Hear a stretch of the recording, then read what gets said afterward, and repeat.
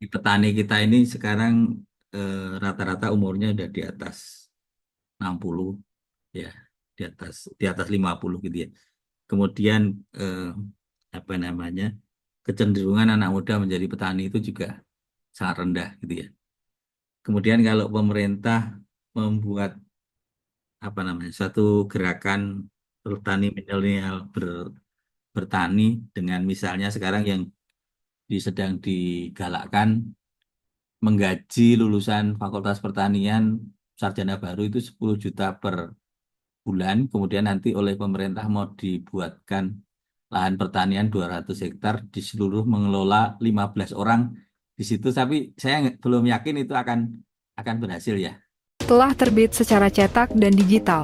Majalah Kampus Indonesia edisi Desember 2024. Pada edisi ini terdapat wawancara khusus dengan Mendikti Saintek, Satrio Somantri Brojonegoro, 75 tahun Universitas Gadjah Mada. Profil beberapa alumni kebanggaan UGM. Wawancara dengan Direktur Dewan Eksekutif BAN PT. Juga profil beberapa kampus yang telah mendapat akreditasi unggul.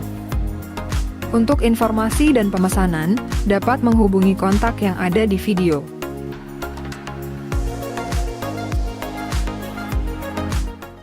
Bersama saya Bambang Sadiono di kanal Inspirasi untuk Bangsa. Mudah-mudahan kanal ini selalu bisa memberi inspirasi, motivasi, dan edukasi.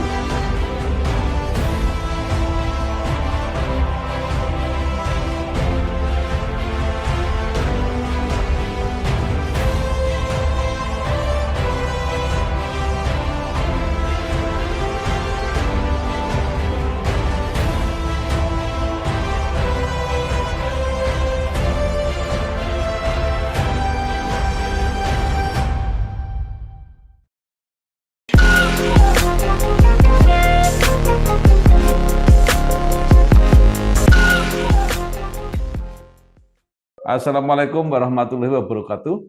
Salam sejahtera untuk kita semua. Bersama saya Bambang Sadiono di kanal Inspirasi untuk Bangsa. Mudah-mudahan kanal ini selalu bisa memberi inspirasi, motivasi, dan edukasi. Kami sedang mempersiapkan beberapa video wawancara yang kami beri tema menuju swasembada pangan yang merupakan program utama dari Presiden Prabowo Subianto yang menurut rencana selain akan kami tayangkan secara digital juga akan kami muat di majalah Politik Indonesia edisi Januari 2025. Kami mewawancarai beberapa tokoh, antara lain sekarang bersama dengan Bapak Insinyur Joko Widodo, MP PhD. Tulisannya Jaka Widada soalnya. Beliau adalah Dekan Fakultas Pertanian Universitas Gadjah Mada. Apa kabar Pak Joko? Kabar baik, selamat sore Pak Bambang. Pak Joko ini menyelesaikan S1 Mikrobiologi Pertanian dan S2 Biologi Tanah di UGM, kemudian S3 di The University of Tokyo, Jepang.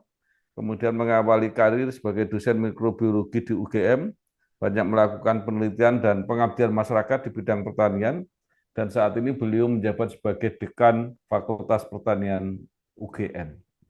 Nah, Pak Joko, Presiden Prabowo menempatkan swasembada pangan ini salah satu program utama.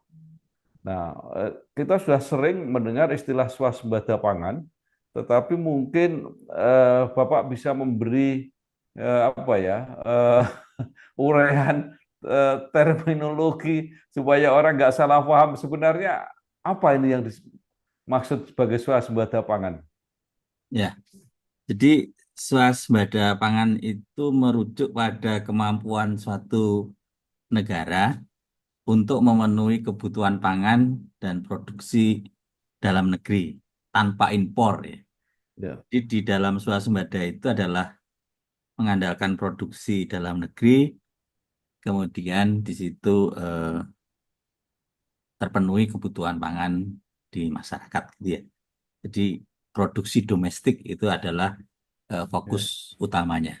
Ya, kemudian istilah pangan itu sendiri, karena orang selalu mengatakan swasembada pangan itu identik dengan swasembada beras. Ya, sebenarnya memang untuk terutama negara-negara berkembang gitu ya, itu masih fokus di makanan pokok gitu ya.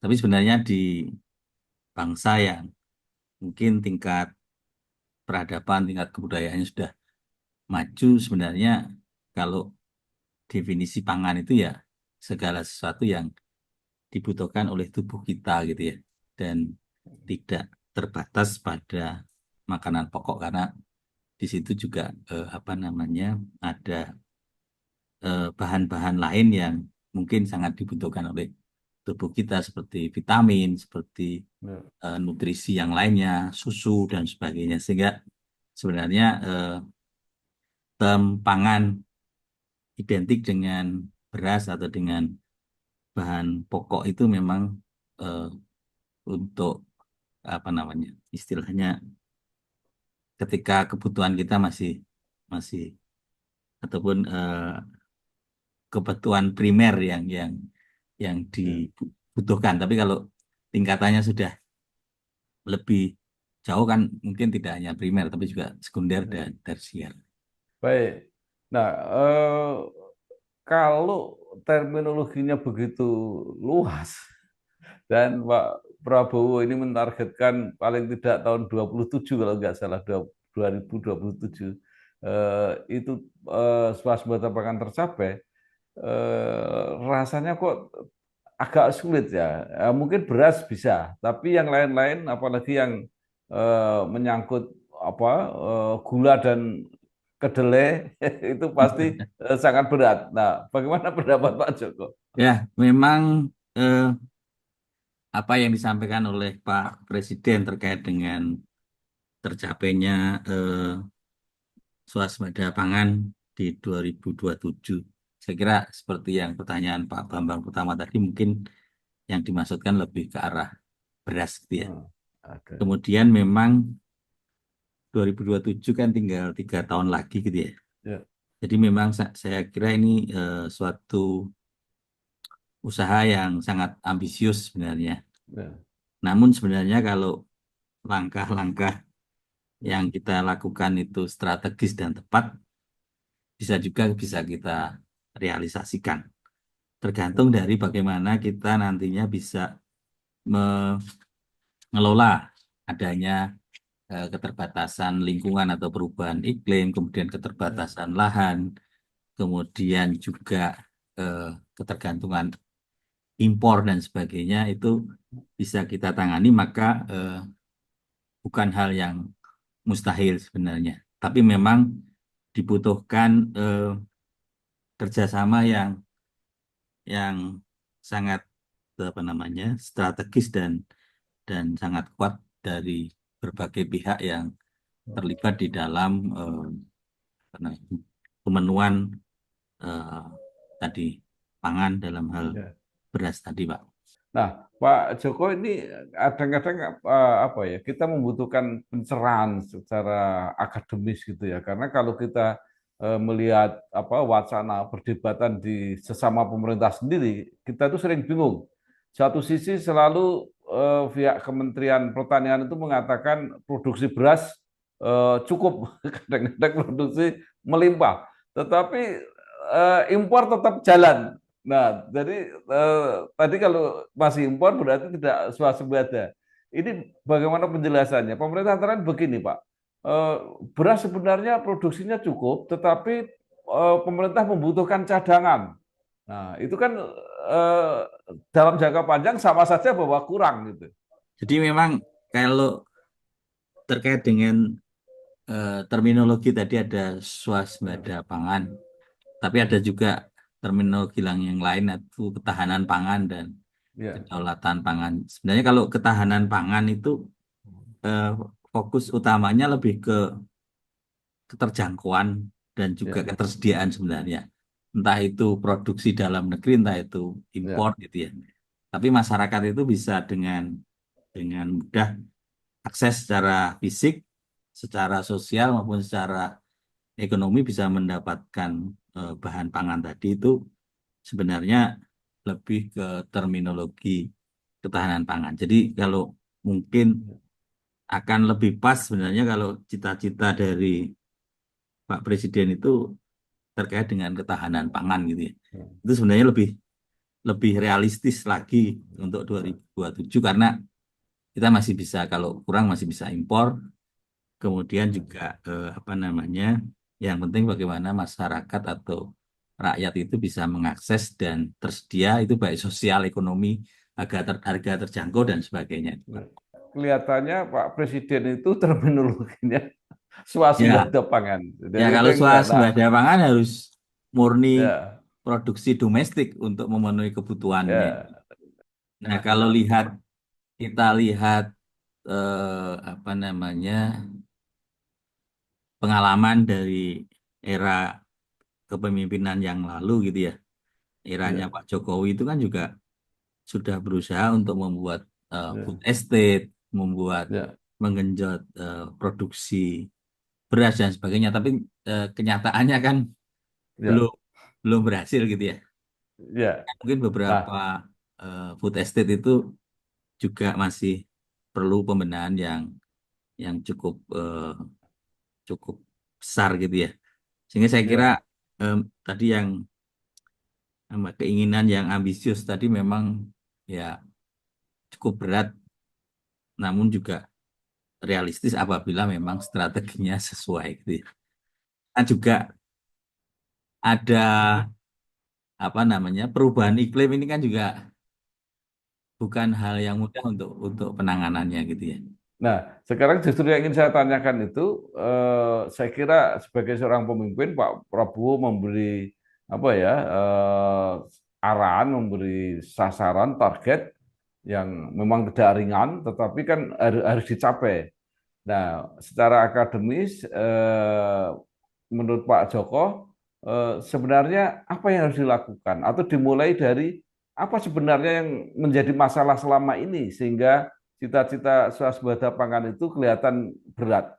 Dan sekarang apa yang harus dilakukan supaya apa yang tadinya nggak mungkin menjadi mungkin? Ya, Ada juga pendapat dari beberapa pakar gitu ya Pak ya.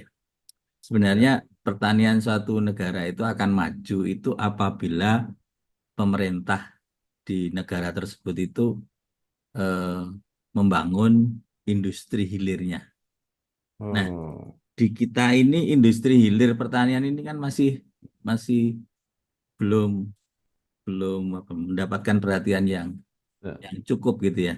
Sehingga ya, seringkali kita dengar ada petani cabai membuang cabainya karena ya, harganya drop atau petani ya, tomat tidak memanen tomatnya karena juga biaya panennya lebih mahal daripada biaya jualnya.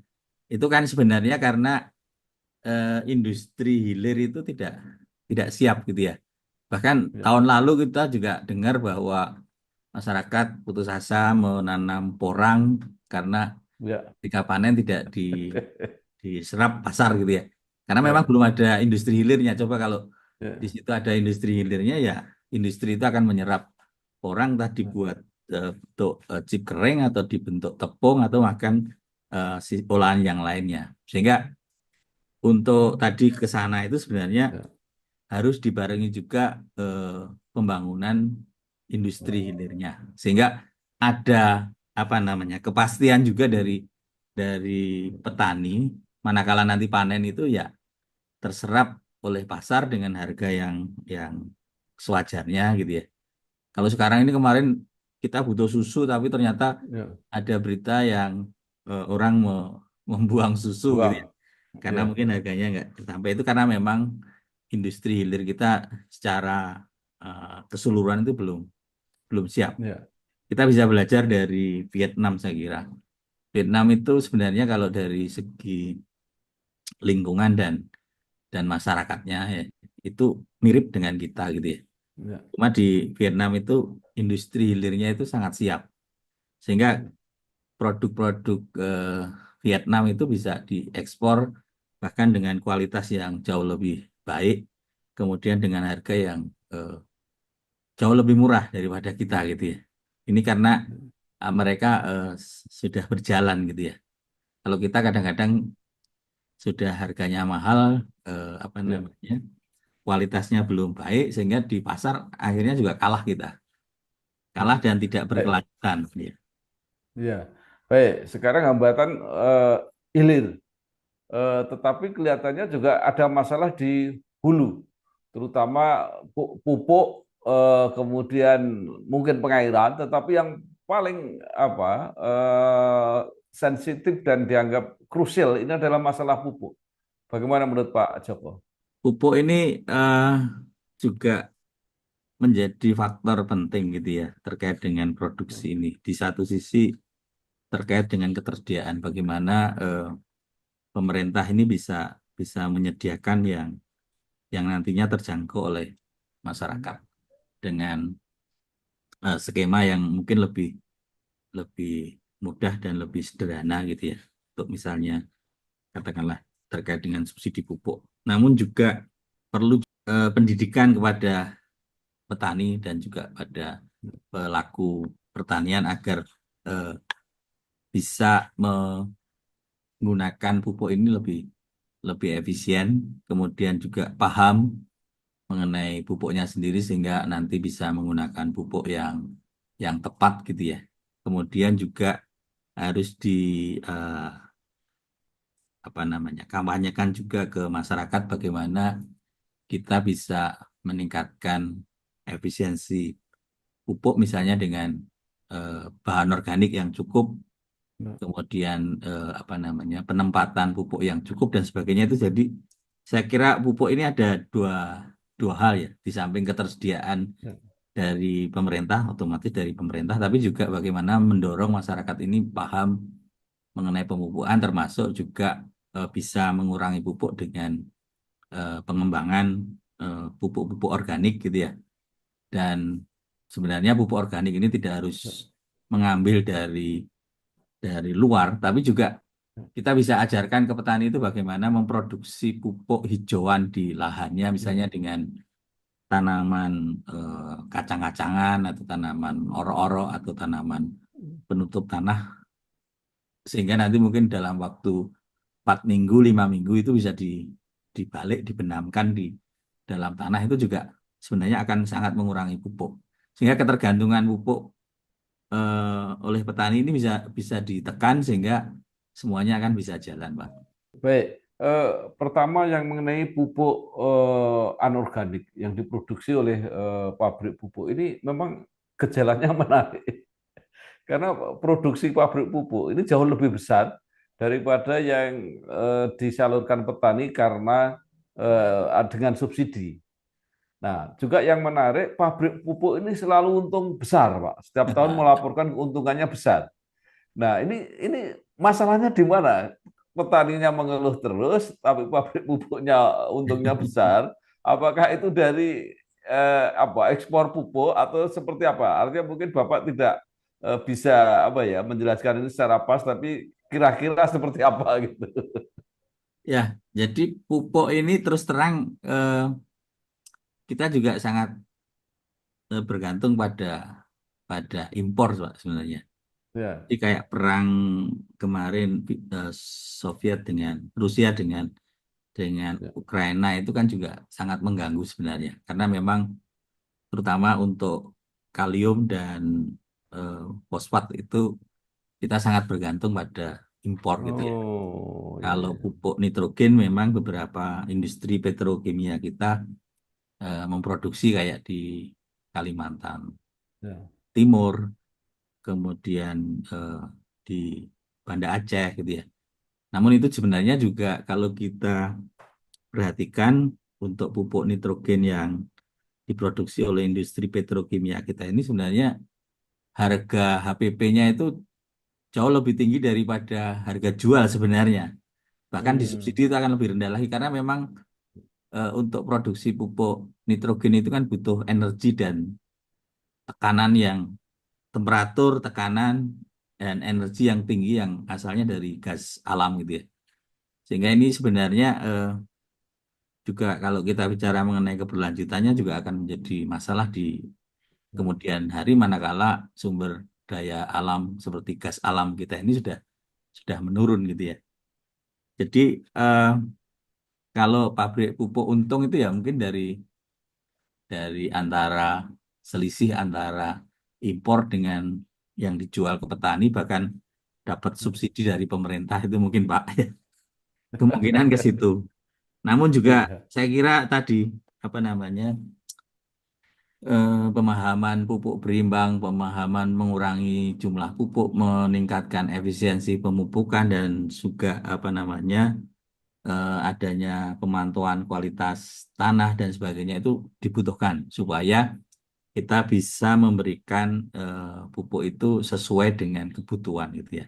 Kalau sekarang kan dosis pupuk yang dianjurkan oleh Kementerian Pertanian itu sebagian besar kan apa namanya, sifatnya general gitu ya. Padahal hmm, masing-masing wilayah dengan kondisi tanah ya, yang berbeda-beda itu mestinya kebutuhannya berbeda-beda gitu ya. ya, Akibatnya kalau secara general ya ada yang berlebihan banyak gitu ya. ya.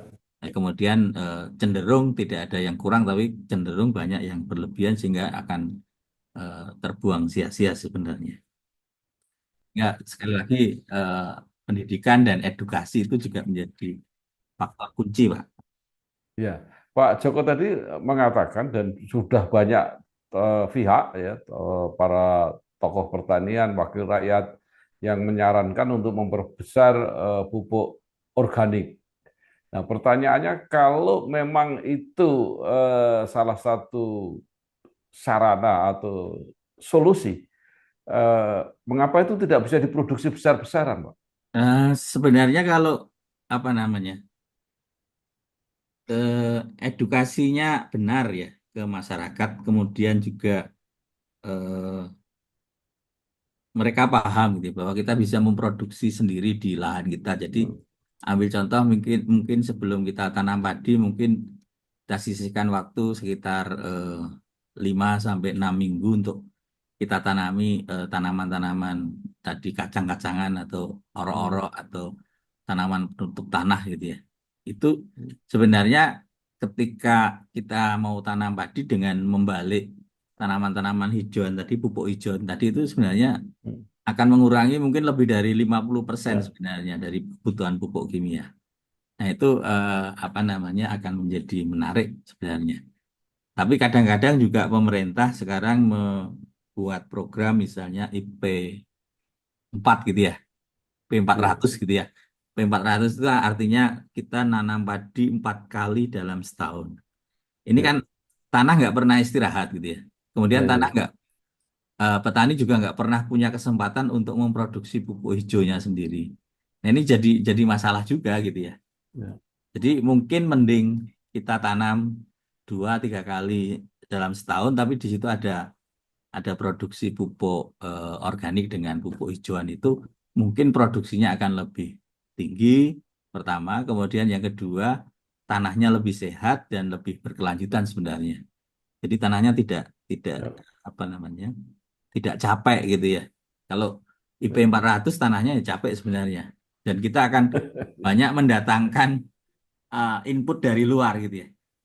Ya, Kalau ya, di masa yang akan datang itu kan idealnya sebenarnya pertanian itu akan lebih banyak mengandalkan input yang dari dalam gitu ya, ya. Dalam ya, artian tadi kita bisa produksi pupuk eh, ya, organik di lahan kita sendiri. Memang kita ya. butuh waktu ya untuk spend 5-6 minggu atau 4 minggu, tergantung apa namanya, jenis kacang-kacangan yang kita tanam gitu ya.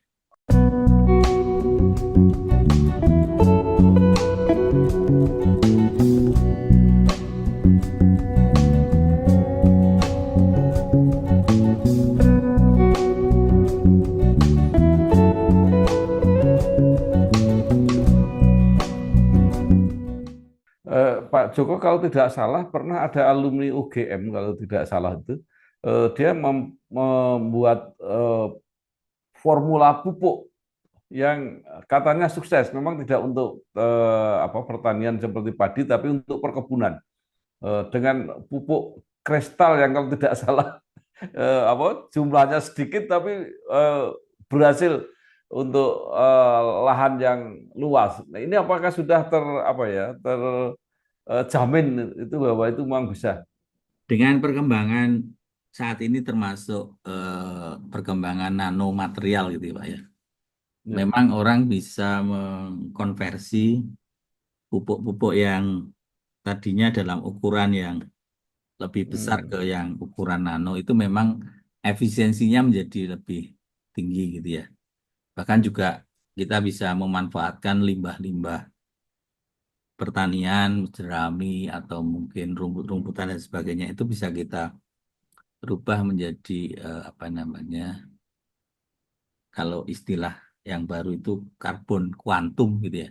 Nah, karbon Hmm. kuantum ini sebenarnya juga punya punya manfaat untuk bisa menginduksi pertumbuhan, kemudian hasil panen, kemudian juga perbaikan kualitas eh, produk pangan, produk kualitas tanaman dan sebagainya. Sehingga kalau hal-hal seperti itu bisa dilakukan sebenarnya akan bisa menghemat, akan bisa mengurangi juga, Pak. Hmm. Jadi memang kalau mungkin dalam jumlah kecil tapi sudah bisa berpengaruh itu bisa jadi teknologi-teknologi yang terkait dengan nanoteknologi itu sebenarnya Nah, ya.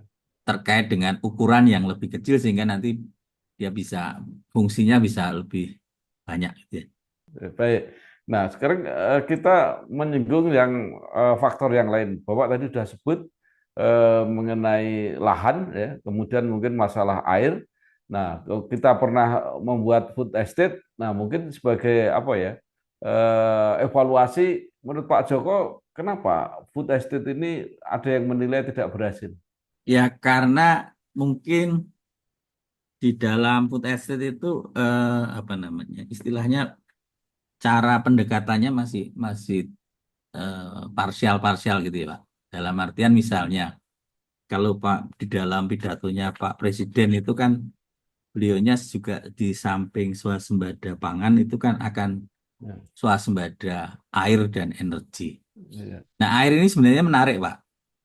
ya, Air itu menarik kalau misalnya kita fokus di dalam swasembada air, sehingga mestinya ketika kita membangun food estate itu juga harus dipikirkan bahwa ya, air yang akan digunakan di dalam food estate ini juga akan swasembada gitu ya. Bagaimana bisa memanfaatkan supaya air swasembada? Kalau di Indonesia ini kan eh, leb- beberapa daerah di terutama di wilayah barat dan sebagainya ini kan curah hujan cukup, Pak. ya, Karena curah hujan cukup, bagaimana kita bisa mengelola air hujan itu? Jadi di dalam lingkungan food estate, kemudian nanti bisa kita manfaatkan sepanjang sepanjang tahun. Dalam artian misalnya ketika musim penghujan itu kita tampung dalam bentuk ya. apa namanya waduk atau dalam bentuk Bung. embung atau dalam bentuk reservoir-reservoir yang lain. Kemudian ketika nanti musim kemarau, air itu kita distribusikan untuk pengairan. Nah, itu eh, Ya, akan menjadi keberlanjutan dari food estate itu juga akan terjamin gitu ya. Dan akan lebih murah biayanya karena kita nggak perlu apa namanya eh, membuat prasarana irigasi yang sangat sangat masif gitu ya. Jadi kita memanen air hujan kemudian mengelolanya digunakan untuk eh, kira-kira cukup sepanjang tahun. Nanti kecukupan itu akan tergantung dari curah hujannya dan juga ya, seberapa besar kita menyiapkan eh, bendungannya ataupun embungnya ataupun waduknya gitu ya. Dan bahkan kalau eh, beberapa penelitian yang kami lakukan itu untuk mengurangi biaya pembuatan embung dan sebagainya itu kita bisa memanfaatkan apa namanya penyimpanan-penyimpanan yang long long storage gitu ya. Jadi di dalam ya. saluran-saluran itu juga bisa kita sekalian manfaatkan untuk penyimpanan sehingga itu akan tidak memakan tempat tapi juga bisa menyimpan air dalam jumlah yang lebih banyak. Nah, kegagalan dari food estate tadi memang karena belum terintegrasi, Pak. Termasuk tadi kecukupan bahan organik itu juga harus Hmm. dirancang sedemikian rupa. Kemudian ada hal yang apa namanya penting juga sebenarnya model monoculture ini kan sangat Hmm. rentan gitu ya, mudah kena Ya, serangan hama penyakit, kemudian juga apa namanya eh, produktivitas tanahnya turun dengan cepat, erosi dan sebagainya, sehingga mungkin pola-pola yang sebenarnya banyak kearifan lokal di beberapa tempat, misalnya bertanam secara tumpang sari, bertanam dengan tumpang gilir dan sebagainya, itu sebenarnya bisa kita lakukan, dan itu Ya. justru akan lebih lebih apa namanya, tahan terhadap serangan hama penyakit, dan juga mungkin dari segi produktivitas tanahnya juga akan bisa dipertahankan. Nah, Pak Joko sendiri kan apa ya, ahli atau pakar mikrobiologi. Nah, itu apa yang bisa disumbangkan, Pak, Iya, untuk ini peningkatan pertanian, terutama swasembada pangan ini. iya. Kalau eh, sekarang ini kan berkembang yang namanya ilmu mikrobioma, Pak. Jadi Ya.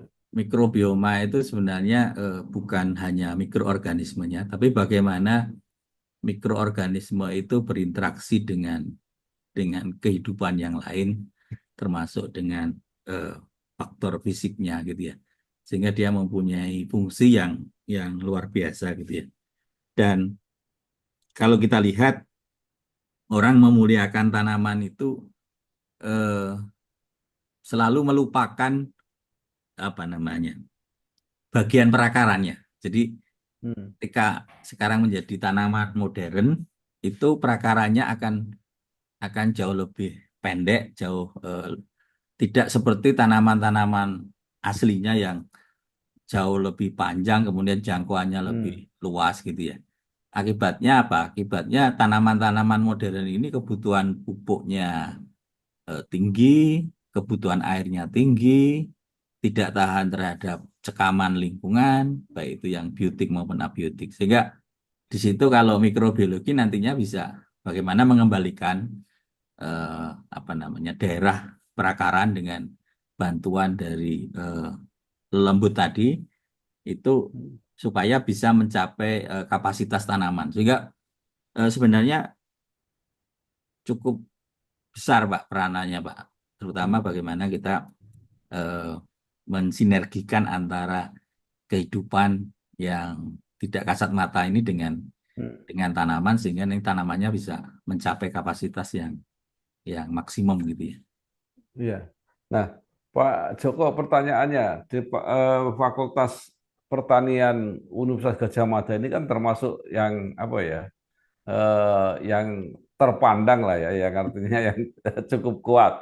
Nah, untuk program pemerintah ini apa yang bisa disumbangkan, atau apakah pemerintah juga mengajak, memberi peran kepada Fakultas Pertanian UGM untuk ikut ini bareng-bareng tadi hal-hal yang kelihatannya tidak mungkin supaya menjadi mungkin. Ya, jadi kalau secara langsung memang kami belum mendapatkan apa namanya, mandatori yang spesifik, Ya. Pak. Tapi kami support ataupun kami mendukung apa yang dicanangkan oleh pemerintah gitu ya.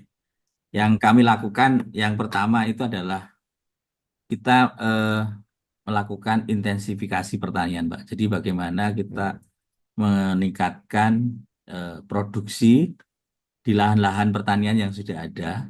Dibayangkan kalau kita bisa naikkan 20% aja dari produksi yang sebelumnya, itu akan tambahannya akan sangat banyak, karena Ya. misalnya di Jawa gitu ya.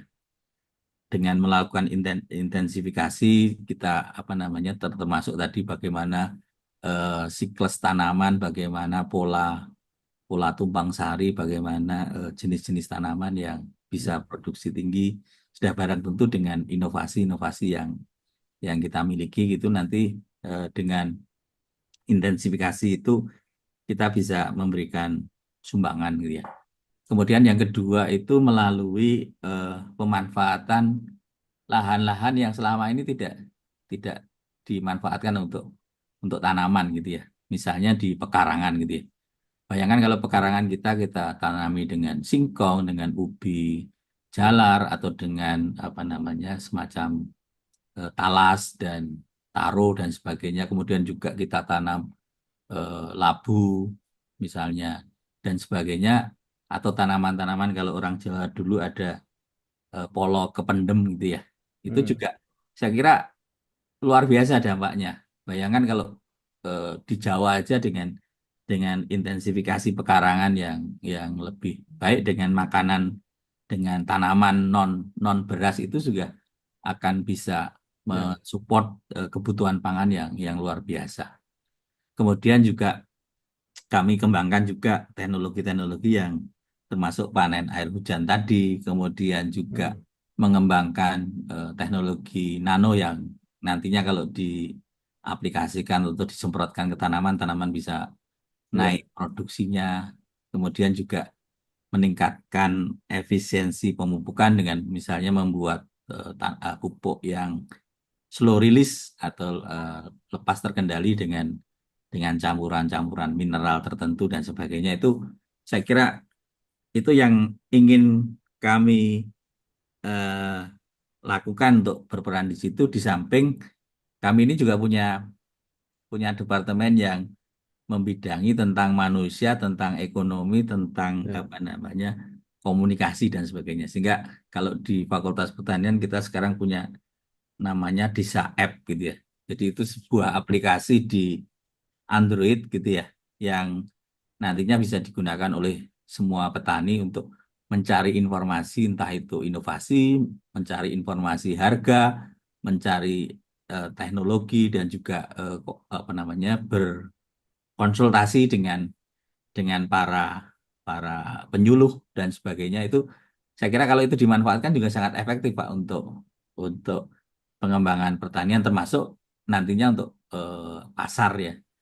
Untuk pasar itu juga akan menjadi menarik karena kita bisa melihat di situ berapa sih harga pasar, kemudian juga kita tampilkan kira-kira nanti produk pertanian yang bakal eh, apa namanya eh, nilainya akan tinggi itu yang mana. Di samping itu juga terkait Ya. dengan SDM, kita melakukan pengembangan penyuluhan, kemudian juga pembinaan SDM pertanian, tapi juga kelembagaan ini juga menjadi penting, Pak. Bagaimana petani ini punya daya Hmm. daya apa ya namanya? Daya tawar.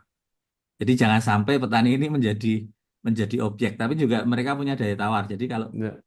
jualan produk pertaniannya mereka punya punya daya tawar gitu. Sehingga kalau itu bisa lembaga-lembaga seperti itu bisa muncul kan Ya. ada perlindungan juga terhadap petani sebenarnya. Dan sekarang sekarang mulai misalnya kayak lelang dan sebagainya itu juga saya lihat itu cukup eh, membantu petani untuk mendapatkan harga yang lebih tinggi. Pak, ada faktor lain ya. Saya tidak tahu seberapa besar ini pengaruhnya terhadap apa upaya produksi pertanian, produksi pangan kita, yaitu mengenai kultur, Pak. Artinya begini, eh, orang dulu makan tempe itu pasti dulu ada produk yang cukup, ada yang makan tempe besar sekali. Tapi sekarang hampir tergantung pada kedelai dari luar negeri. Nah, Iya, dampaknya karena merasa tidak bisa bersaing, artinya petani kedelai itu sendiri sudah nggak mau lagi, tidak cukup kreatif, tidak inovatif karena menyerah kalah. Jangan-jangan itu juga yang terjadi di gula, yang dulu pernah iya, kita menjadi raja gula, kemudian sekarang mungkin hitung-hitungannya bertani ini nggak cocok kalau barang itu. Apakah ini tidak berbahaya, Pak? ya. Sebenarnya disitulah sebenarnya kita butuh kehadiran pemerintah, Pak. Jadi Hmm. kalau di negara-negara misalnya seperti Jepang itu kan ada subsidi ya, subsidi produk pertanian gitu ya.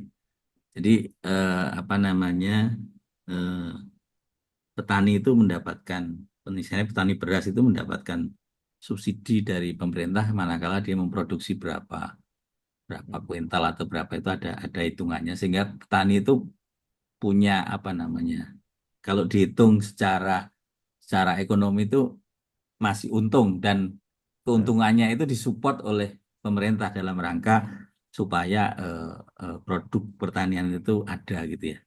Jadi ya, kalau di kita Bulog itu kan masih hanya membeli dengan harga tertentu gitu ya. Bahkan kalau untuk komoditas seperti tadi kedelai, gula dan sebagainya, di situ dibutuhkan kehadiran pemerintah untuk subsidi sebenarnya, Pak.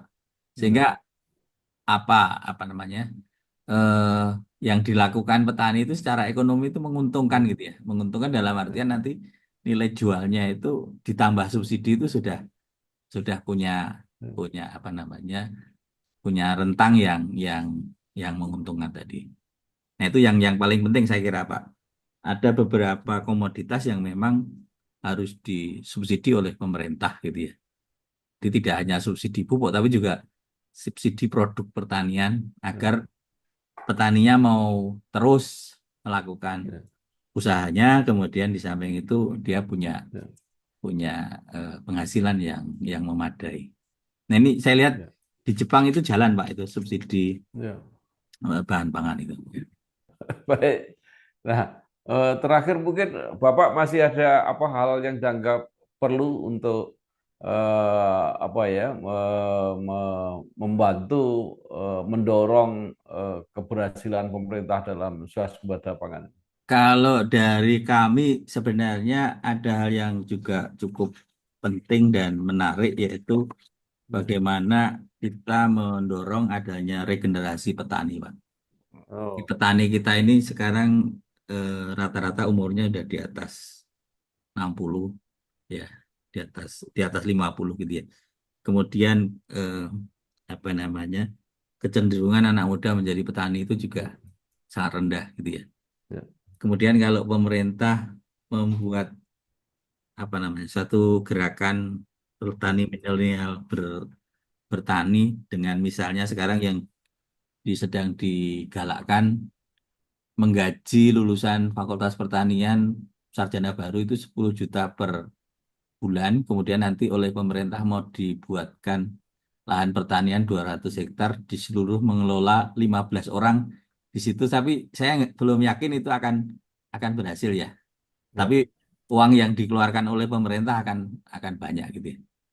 ya, Kalau kami kaitannya dengan regenerasi petani ini bagaimana membimbing, membina petani itu supaya dia bisa bisa swa eh, bisa berdiri sendiri gitu ya. Jadi ya, kalau kami punya program itu dengan model greenhouse farming, Pak. Jadi ya, bertani di dalam greenhouse, kemudian lahannya luasnya sekitar 5.000, nanti kita bangun di situ ada 6 6 greenhouse ukuran 10 kali 40 gitu ya. Kemudian untuk menurunkan investasi greenhouse-nya kita buat dari bambu gitu ya. ya, Ya, satu greenhouse itu mungkin sekitar 40 juta gitu ya. Dan di total investasi keseluruhan itu sekitar 600 juta. Itu nanti bisa dua petani muda terlibat di situ, kemudian eh, pasar kita hubungkan dengan pasar pasar premium gitu ya. ya, Sehingga dari hitung-hitungan yang pernah kami lakukan dan kami hitung itu mungkin BEP-nya kurang dari 2 tahun, kemudian si petani muda tadi juga akan mendapatkan apa namanya penghasilan sekitar 10-an juta per orang gitu ya. Dan itu akan berkelanjutan, Pak, karena dia tidak ya, tergantung dari support dana dari pemerintah, tapi dia bisa eh, minta ke ataupun kita menghubungkan ke bank untuk apa namanya pinjam bank, dan mereka punya kewajiban membayar yang tadi 2 tahun bisa lunas tadi. Sehingga kalau itu nanti dikopi di banyak tempat, saya kira regenerasi petani ini akan terjamin. Karena memang di dalam pertanian ini ada satu ya, faktor yang sangat penting, yaitu pertanian itu adalah bisnis yang sangat potensial, tapi ya, di samping itu pertanian itu punya resiko yang sangat besar. Entah ya, resiko itu dari hama penyakit ataupun dari gangguan cuaca, gangguan curah hujan dan sebagainya.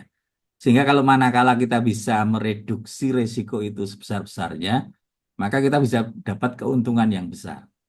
Sehingga apa namanya bisnis pertanian yang besar itu bisa kita capai manakala kita bisa mereduksi resikonya. Nah, rumah apa namanya greenhouse ya, greenhouse farming itu adalah salah satu solusi untuk menurunkan resiko dari serangan hama penyakit maupun gangguan dari curah hujan dan cuaca yang tidak menentu, Pak. Sehingga ini Ya. kami berharap banyak itu nanti bisa tereplikasi di banyak tempat, Pak. Luar biasa, terima kasih sekali Bapak Insinyur Joko Widodo, MP, PhD, Dekan Fakultas Pertanian Universitas Gadjah Mada. Banyak sekali yang sudah disampaikan, mudah-mudahan ini menjadi bagian sumbangan partisipasi pada sukses program pemerintah, terutama dalam swasembada pangan. Iya. Sekali lagi terima kasih. Sama-sama Pak Bambang. Ya, Selamat mudah-mudahan bekerja. bermanfaat ya. Terus, Selamat sore. wassalamualaikum warahmatullahi wabarakatuh. Waalaikumsalam warahmatullahi wabarakatuh. Telah terbit buku 100 perguruan tinggi akreditasi unggul. Buku 100 perguruan tinggi akreditasi unggul berisi tentang profil dan perjalanan dari 100 perguruan tinggi yang telah mendapatkan akreditasi unggul. Untuk informasi dan pemesanan buku, bisa menghubungi salah satu nomor yang tercantum dalam video.